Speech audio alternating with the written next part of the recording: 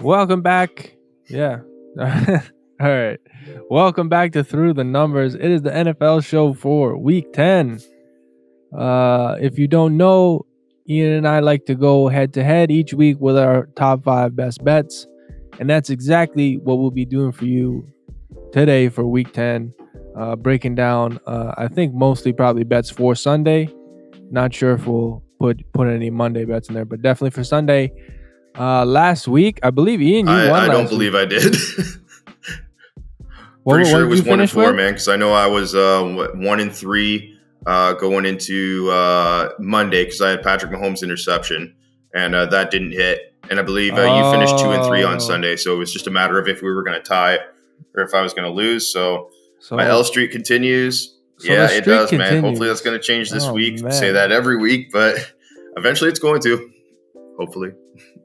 Well, the weird thing is that for me at least, is normally I'm on point with the player props that I give out, and then it's my game lines, my spreads that just don't end up working out. And it was the complete opposite this week. I picked the Chargers to win and cover, and they did.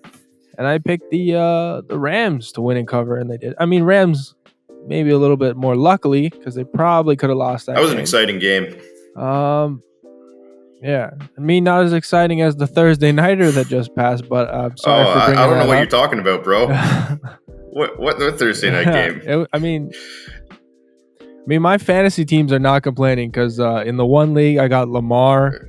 Yeah, against me, you and got I Lamar and got, Mark Andrews, so I'm already in a bit of a hole before and Mark Sunday's even Andrews. started.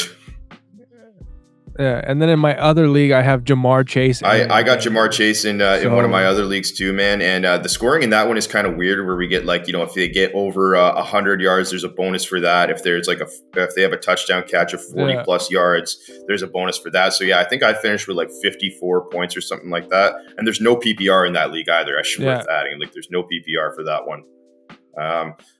In my PPR one, it was 55, 56. Yeah, man. It's I wish I could have been objective for that game and just enjoyed it as a fan rather than being attached to one side there. But yeah, I can imagine that was really exciting to just be an objective fan, and as a Bengals fan, it was exciting too.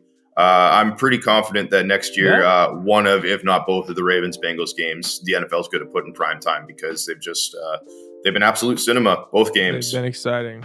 Yeah, it makes sense. If, for those of you who tune into our Instagram channel, you were pretty happy with what we put out because we went 4-2 on that night, and we picked the right side in terms of the spread, so that's all that matters there. So yeah, moving on. Like I said, week 10, another week. Let's both be in the winning column. Yeah, let's both at least go positive. Hopefully I will stay as our champion, and as our champion I will get the first pick in our little snake draft. So I'll pick the first best bet, and I don't think you're gonna pick the game line that I'm on this week. So I'm mostly back to player props, and I'm gonna pick the player prop that I'm most afraid that you might take, just because I like it. I think this is the Sunday night game. I'm going with Jared Goff under 30.5 pass attempts. So Goff has gone under 30.5 passing attempts in 8 of 9 games this season. Lions should be able to move the ball on the Texans. I expect them to get the lead. I expect them to get it early. I expect them to hold that lead. And with their two capable backs, even though Texans have a decent run defense, I expect the Lions to be able to move the ball on them and run out the clock. So that's what I'm going with for my first best bet. I'm going with Jared Goff under 30.5 passing attempts. Now, Ian, over to you for your first 2 best bets of week 10.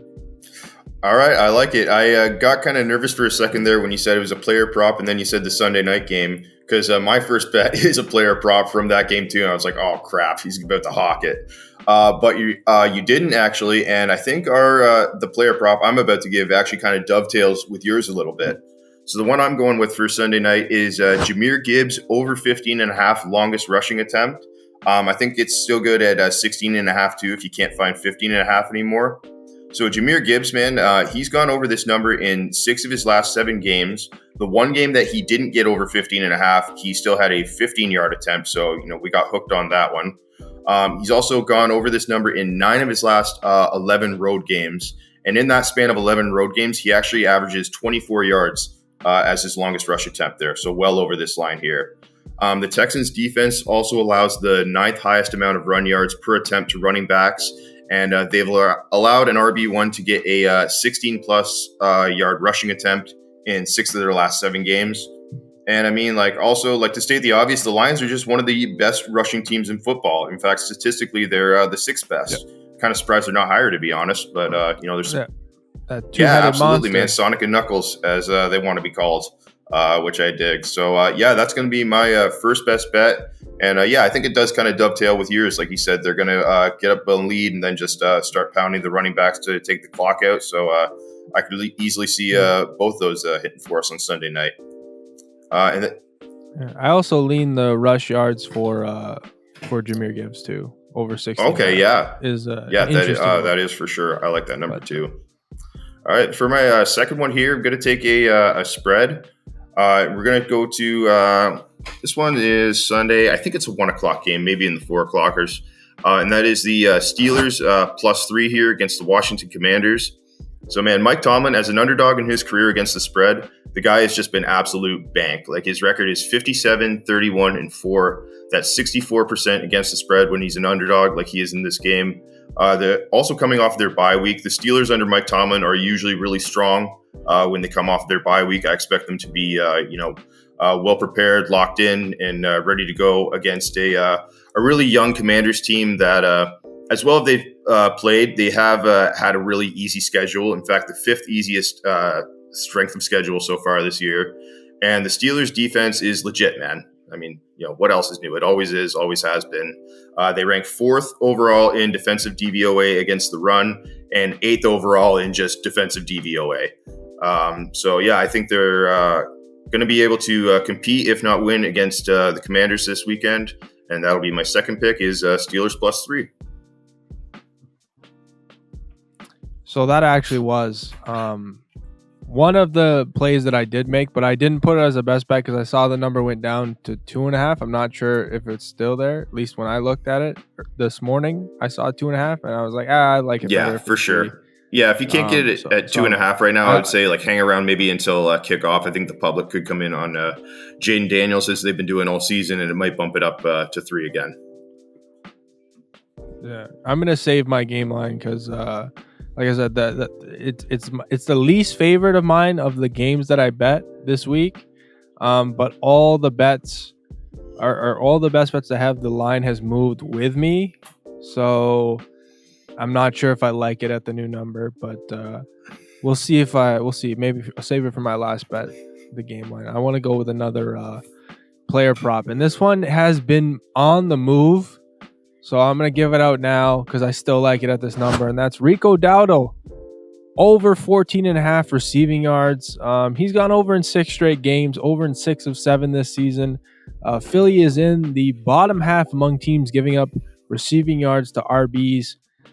Cooper Rush being in instead of Dak Prescott. We all know that with these quarterbacks that aren't super strong and also haven't been consistently playing, they like to check down a lot. It's similar to when a rookie quarterback comes in. So I expect Dowdle to get a lot of looks in this game, and I think he'll be able to get around 15 receiving yards, if not more. I think he went off for 40 or 50 last week too. So, and this is a good matchup for him. So I like it. Rico Dowdle over 14.5 receiving yards as my second best bet.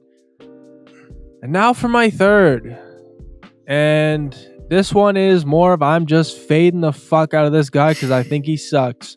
And that's Will Levis under 32.5 longest pass completion. So he's gone under in 4 of 5 games this season. He's missed a couple of games now, and this is going to be a very tough matchup that he's walking right back into against the Chargers. The Chargers defense has been fantastic this year. They are top 4 in limiting yards per pass completion. And like I said, Will Levis, not that great.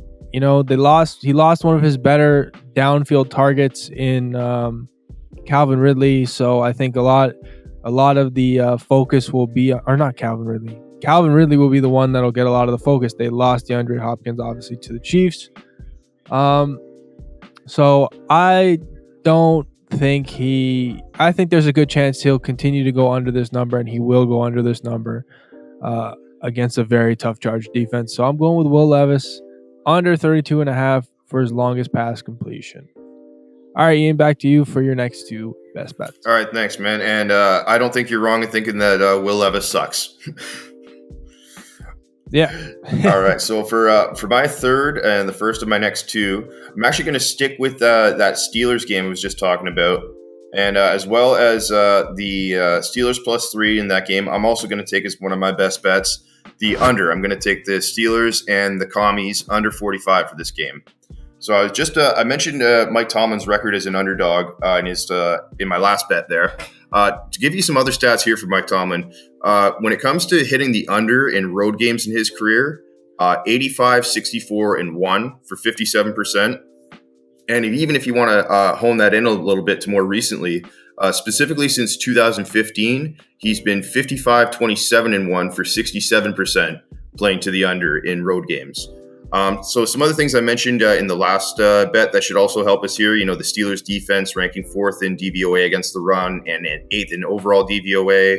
The Commanders having beaten up on some easy defenses with their easy schedule this year. But also I want to shout out a little bit the Commanders defense, which started off not so great. It's actually been more respectable as of late.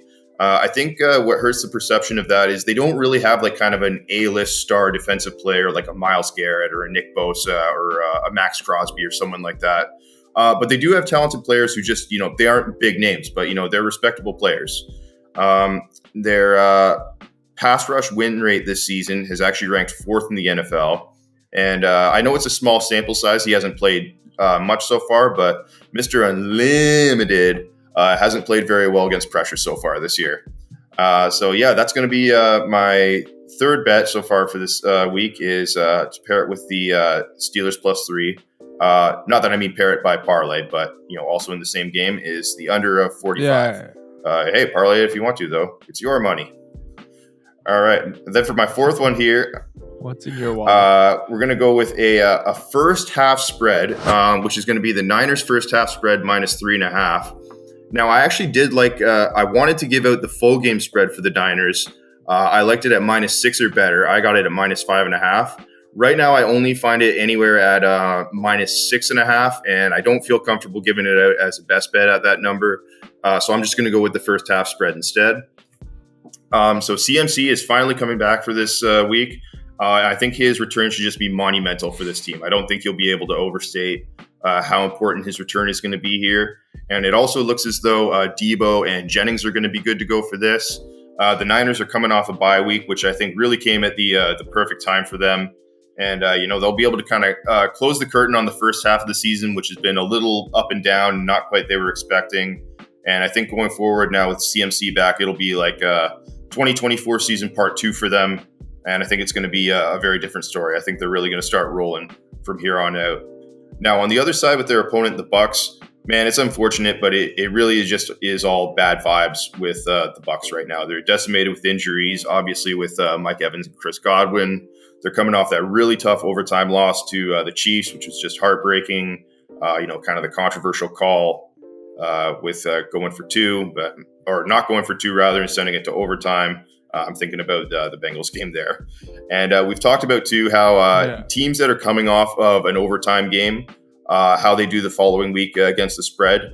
And, it's usually not great. Unfortunately, I didn't get the number here for you guys. But, they did come off that overtime game against the Chiefs. The Niners are not coming off of an overtime game. In fact, they're coming off of a bye week. And also with the Bucks, they're coming off of a 1 day shorter rest because they played on Monday night. Okay. All right, so back to me for my last two. And I don't know. I might not even give out this game line. Maybe I'll tell you later what it is. But I'm thinking I'm gonna stick with these player props because I kind of like these player props. And the next one I'm gonna go with is I'm gonna go with Devonta Smith over 54.5 receiving yards. I actually got this at 51.5 on FanDuel earlier today. So he's over in 6 of 7 games this season. Over in the last game he played against the Cowboys. Dallas pass defense is middle of the pack, so I'm not really worried about this matchup. And I think Dallas is kind of at a point where they're just giving up on their season. So I think Devonta will be able to get over this 54.5 receiving yard line, especially, I think Brown will take a lot of the main attention away from him, and that's usually what helps Devonta thrive. So I think he will be able to do so. I've actually heard that AJ might be questionable for this game too.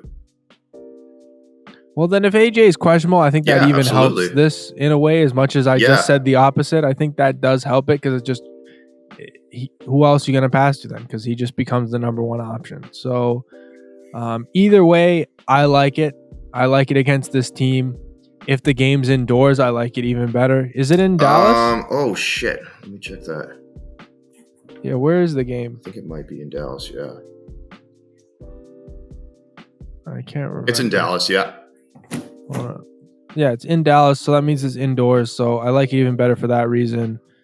Yeah, I think it's a real good luck. So Devonta Smith, if you can get it at 51.5 on FanDuel like I did, but I like it fine just here at where I'm seeing it most consistently at over 54.5 receiving yards for Devonta Smith. It seems kind of low for him, to be honest. Especially if AJ might be questionable too. So, before he officially gets ruled one way or another, it might be worth grabbing the line. Yeah. I guess they're assuming that just it's going to be a blowout, so they're not going to have to pass on the ball, but I think he'll be able to break off for at least one good long reception in this one. So maybe look at his longest reception, but yeah, I'm fine with his receiving yards because he generally zooms past 54.5. The only game he went under, he got like nothing because I think he got hurt. But every other game he's played, he's gone well over 54.5. All right, so one more. Do I want to give you a game line? Or do I want to give you something else? I was going to give you a game line. But I'm going to give you a rookie QB player prop instead. And I'm going to let you choose which one I'm going to give to you. Because I believe they're playing. No, they're not playing against each other. They're not. Or they might be. Okay. If it's the game, I think. I'll get you to choose. I have a player. No, it's not. I'll let you choose which rookie QB I'm going to give you a player prop for, okay? It's either Bryce Young or Drake May. Choose your poison. Give me Drake May. All right. So with my fifth and final best bet, I'm going to give you Drake May over 12.5 for his longest rush. Drake May has gone over in 4 straight games, 4 of 5 this season. And the Bears are below average against the run this season. May had a rush for like 30, 40 yards last week. He's, like I said, he's gone over in four straight games. He's only played 5. He's shown that he can run. He can run. You can look at his rush yards too, but he's gone over his rush yards I think in 3 of 5. But he's consistently gone over. He's getting around. I think he's averaging a little over 15 yards for his longest rush. So I think he'll be able to do it again here against the Bears. So yeah, give me Drake May over 12.5 for his longest rush. I actually prefer that one over the Bryce Young one because I do like the Bryce Young one too. I'll tell you the Bryce Young one after you give your last best bet. Yeah, you got one more, right? One. All right. So my final one here. I can't remember if I've ever given out an anytime touchdown bet for one of my 5 here. If not, first time for everything here. And I'm actually going to go with. We went with Drake May for your last one. I'm going to go with another Drake this week, and take Mr. Drake London for an anytime touchdown, which I was able to get for plus 155 on FanDuel. And as of the time of recording, you can still get that. Great number there. So London did leave last week's game, and he had been questionable this whole week. But Raheem Morris is indicating that he should be good to go for Sunday. And because of the questionability he had this week, I actually think we were getting some better value on this number here, which is probably why you can get it at plus 150 or better. So London is actually ranked second out of all the receivers in the league right now in red zone targets. So far this year, he has 6 touchdowns, and 4 of those have actually come in his last 5 games. So he's really been scoring more consistently, I think, more as Kirk Cousins and him have worked together more and gotten more of a rapport together. That's gotten strengthened. And also the Saints' pass defense, as terrible as it's already been this year, I think it just got even worse because they traded away Marshawn Lattimore. And, they've got some other questionable players on their defense, in their secondary specifically this week. So, for some fun plus money, hopefully help my record a little bit in our best of 5 records here. Give me Drake London anytime touchdown. See if you can get it for the 155 or even better. I like it. I think it's a good play. So that's our 5 best bets. I'll give you real quick what the Bryce Young one would have been. It was under 82.5 passing yards. The reason why he's failed to exceed that number. Did you say 82? Like not 182, 82? Oh, okay. 182. Did I say? I said 82. Sorry. I mean, with him, I wouldn't have been surprised. Under 182 passing yards. So he's gone under in 5 or 6 games this season. And Giants are top 10 this season in limiting QB passing yards. Maybe. Well, and to be fair, it's not like the Giants have been blown out in any games. They've been respectable. Not really. Yeah, they've covered a few times too. So, I kind of like that one, but I'm actually, like I said, I'm glad you picked the Drake May one because I do like the Drake May one better. And my game line that I was gonna give out was the Rams. Oh, okay. 1.5. Just I might as well ride with the Rams because they've done me well in the last 3 weeks. I've bet them, or 2 weeks. I bet them. I got them on the money line for minus 120. That's not bad because the Dolphins are. Dolphins are trash. They are 1-7 against the spread in their last 8 games as an underdog. Rams won 3 straight, healthiest they've been all year. And I don't know, is Tua back? Oh yeah, he's back, man. Is he back now? Yeah, I don't care. This is just not the Dolphins' year. Jalen Waddle's mid as hell. Even Tyreek Hill is like. Yeah, dude, it's just been a rough year for them. It's been a rough year for the Dolphins. I think Mike McDaniel might be gone after this year. Well, that's too bad because I think he is too, man. I think, and I have a feeling if he does lose his job, that he'll probably get picked up pretty quickly as an offensive coordinator somewhere, and be able to earn a job back again. Yeah, I don't blame what's gone on this year with him. They've just had some real bad luck, and then as soon as Tua went down, that's when everything really went down. And when you're not getting good quarterback play, like what do you expect? And unfortunately, they're kind of locked in with him too, man. Like they gave him all that money, a lot of it guaranteed for a guy who, not to shit on Tua, I always think has just been there's only so far he can get you, and there's only so much he can do, man. I think he's a little bit too small for the league, and he's got the concussion issues so far. So I don't think he's the guy who can get Miami to the promised land. But they are kind of attached to him for now. Yeah. Well, take that as you will. I hope everyone has a good week 10. I hope we specifically have a good week 10, both of us, not just me. I hope to continue this winning streak. Let us know in the comments who you're riding with. You're on Team Rye Guy this week, or if you're on Team Ian, let us know if we should implement some kind of cool punishments into this, or any other cool things we can do to make this more fun. Otherwise, good luck everyone with your bets this week. Hope you enjoyed. Let us know, like, subscribe, let us know in the comments, all that stuff. We'll see you next Good luck, time. degenerates. We're halfway there. Peace.